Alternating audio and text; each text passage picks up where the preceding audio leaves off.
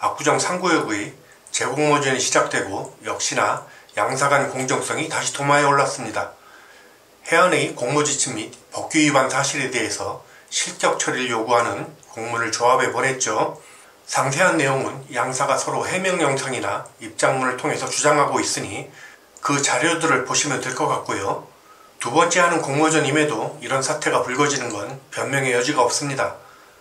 지난 영상에서 말씀드린 대로 지금 벌어지는 사태들이 우연이 아니고 필연적으로 벌어질 수밖에 없다는 생각이 확인되는 순간이죠. 오늘은 두 가지 사항에 대해서 짚어보겠는데요. 하나는 이번 공모전을 어떻게 바라볼 것인가 하는 문제죠. 일단 내용을 단순화해서 봐야 합니다. 이번 해안과 히림의 안은 엄청난 차이가 있는데 그런 차이가 왜 생길 수밖에 없는지를 알면 명확해지는 거죠. 잠시 복기해 보겠습니다. 먼저 1번 히림의 안은 용적률 300% 한도 내에서 조합원들을 3종 주거지에 배치했을 때 생기는 문제점을 보여주고 있죠.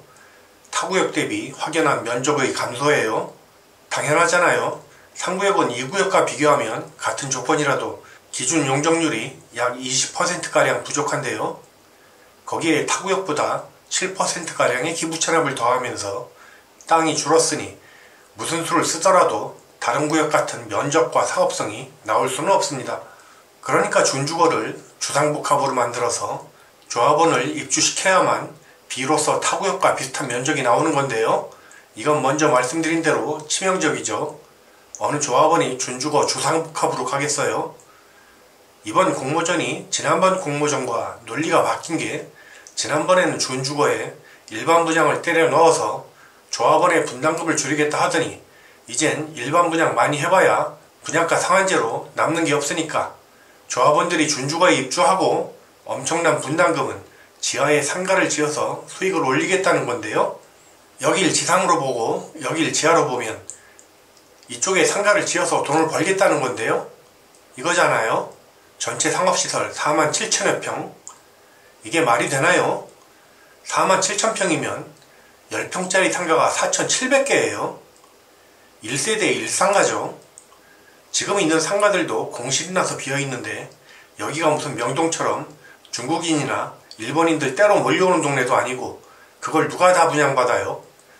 47,000평이 어떤 크기인지 감이 잘 안 오시죠?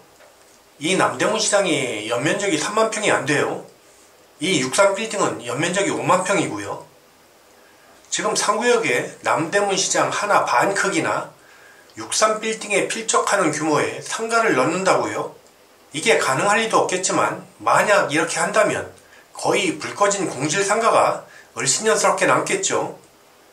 공실상가 무덤 위에 아파트 짓는 거예요. 여기가 명동입니까? 1세대의 상가 하나를 누가 먹여 살려요? 이런 식이면 현재 상가 소유주도 망하는 거죠. 상가는 희소가치잖아요. 이용객은 많고 점포는 적어야 수익이 커지는 건데요. 단지 설계 자체가 합리적인 이용을 도외시하고 상황을 모면하기 위해서 돌려막기식 설계가 된다면 결국은 조합원들이 손해를 보는 겁니다. 이번에 참가한 두 회사가 자신들 처한 환경에서 어떻게든 해보려는 건 알겠어요. 그런데 기본 전제 자체가 열악하니까 이런 말도 안 되는 안들이 나오는 겁니다. 그러니 이런 난장판을 몰고 온 원흉인 3구역의 신통안을 바꿔야죠. 왜 3구역은 타구역보다 엄청난 기부 체납을 해야 하는지, 그리고 그것이 준주거 종상향의 대가라면 그걸 되돌리고 기부 체납을 줄이는 것 외에 해결책이 없습니다. 신현대보다 용적률이 조금 높아서 평수가 2~3평 정도 들어드는 건 감당이 되는데요. 3구역이 압구정의 핵심 위치이고 단지도 크고 구성도 다양해서 여전히 대장자리를 유지할 수 있습니다. 그런데 거기에 보행교가 끼어들면서 기부 체납 늘어나고 그걸 무마하려고 준주거 늘리고 하다 보니 뭐가 뭔지 모르는 상황이 생기고 있는 건데요. 지금 3구역이 해야 할 일은 타구역 대비 높은 기부 체납을 조정하고 세대수도 줄이고 줄어든 땅으로 생기는 면적 감소 현상을 회복해야 하는 겁니다. 지금 차수별로 찬성과 반대가 교차하고 있는데 700여 세대가 준주거 주상복합으로 가는 걸 거부한다면 결국 면적을 줄이는 수밖에 없는데요. 그때는 늘어나거나 줄어드는 평수로 조합원 간 다툼이 벌어지게 됩니다. 오늘 두 번째로 말씀드릴 내용은 지난 영상에서 잠시 언급했지만 제자리와 1:1 재건축의 의미에 대해서 부연 설명을 할 텐데요. 이게 사실 상구역 문제의 핵심입니다. 일반인들은 보고 들으면서 잘 몰랐던 숨은 얘기들이죠. 지난 몇 년간의 기억을 잠시 떠올려 보시죠. 압구정에는 강변 쪽에 서 있는 많은 아파트들이 있습니다. 그런데 유독 상구역 구현대는 매수자들의 강변 쏠림이 심했어요. 사람들이 저한테 그런 질문을 하곤 했습니다. 왜 신현대는 강변동의 구현대처럼 가격 차이가 심하지 않을까요? 저는 상구역이 제자리 재건축을 표방하기 때문이라고 대답을 했는데요. 제자리, 이 삼음절은 사람들 귀에 팍팍 꽂히죠. 어린아이도 이해가 되잖아요. 아, 현재 위치에 새로 짓는다는 거로구나. 그럼 강변 쪽을 사야지. 이렇게 되는 거예요. 그런데 상구역은 제자리만 표방한 게 아니고 1:1 재건축도 표방했거든요. 제자리라는 말에 비해 1:1을 설명하면 말이 길어져요. 일반 분양이나 임대 세대 없이 자기 면적의 30% 이내에서 면적을 증가시키고 건축비는 순수하게 자부담한다. 라는 게 엄격한 1:1 재건축에 대한 해석이고요. 그런데 재건축은 혼자 할 수 있는 게 아니고 이런저런 인허가청의 간섭이 있어서 학교를 어쩌라, 일반 분양이나 임대세대를 몇 % 넣어라 하는 간섭이 들어옵니다. 법적인 건 둘째치고 암묵적으로는 니들이 아무리 조항을 들이밀어도 서울시가 검토조차 안하면 어쩔 건데 라는 인식이 깔려있죠. 요즘도 주 논리가 그거잖아요. 서울시하고 척을 지고 무슨 재건축을 하려고 하느냐 라는 말, 그런 거죠. 어쨌든 현실은 현실이니 1:1 재건축에도 협상이 들어갑니다. 일반 분양 넣고 임대 넣고 이런저런 조건들을 들어주다 보면 이것이 1:1인지 2:1인지 헷갈리는 경우가 생기는데요. 그러니 일반인들은 귀에 쏙쏙 들어오는 제자리만 인식하고 1:1은 제대로 인식을 못하는 겁니다. 1:1 재건축의 의미 자체가 모호해지는 것이죠. 제가 현 시점에서 생각하는 1:1 재건축은 강변동에 제자리를 인정했듯이 그걸 인정한다는 것, 그 지역의 특수성을 감안한다는 뜻이거든요. 지금 강변 쪽에 위치했으니 새로 지어도 강변 쪽에 지어라 하는 거죠. 저는 이것만 해도 대단하다고 생각해요. 제가 왜 주저리 장황하게 설명을 하는가 하면 현재 집값이 정해진 메커니즘에 왜곡이 있다는 겁니다.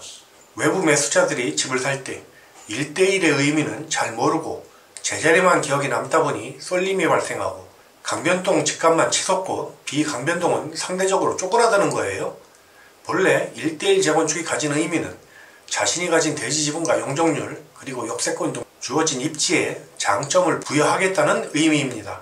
그런데 지난 1차 공모전이나 이번 공모전의 평형 배분을 보면 이런 흔적이 전혀 없는데요. 30평대에서 40평대로 가고 40평대에서 50평대로 이동하는 과정에서 강변동과 비강변동의 구분이 전혀 확인되질 않는 거죠. 바로 이런 흐름이 강변동과 비강변동의 집값 차이를 소리 없이 벌리는 겁니다. 조망권은 뚜렷한데 대지 지분은 온데간데 없이 흔적이 없는 거죠. 만약에 강변동은 조망을 볼 수 있고 대신에 비강변동은 평수를 5평쯤 더 늘릴 수 있다 라고 설명을 한다면 아마 사는 사람도 선택이 달라지거나 최소한 평가액은 달라질 겁니다. 내 조망권을 인정받았다면 상대의 지분권도 존중을 해야 하는 거죠. 이 과정이 사라진 거예요. 상구역을 통합 재건축한다는 건 복잡한 차수를 하나로 융합시켜 더 살기 좋은 단지로 만들겠다는 말일 텐데요. 현재 구조는 일방적으로 이득을 보는 지역과 그 반대만 남습니다. 결함이 있는 구조로 멀리 가기가 어렵겠죠. 현재 알려진 거래 사례의 비교법은 상구역엔 치명적인 결함이 있는 게 이렇게 거래 사례로 인해 왜곡되어진 거래 가격으로 인해 대지 지분이 쓰일 곳 없는 숫자가 된 기분이죠. 현재 가격은 엄밀하게 말하면 강변은 과대평가, 비강변은 과소평가 상태라는 겁니다. 그것도 황당한데 준주고 주상복합으로 가라잖아요. 그러니 이런 디테일로는 어렵다 하는 겁니다. 상구역의 계획을 다시 짜면 누구나 그 심각성을 느낄 수 있을 텐데요.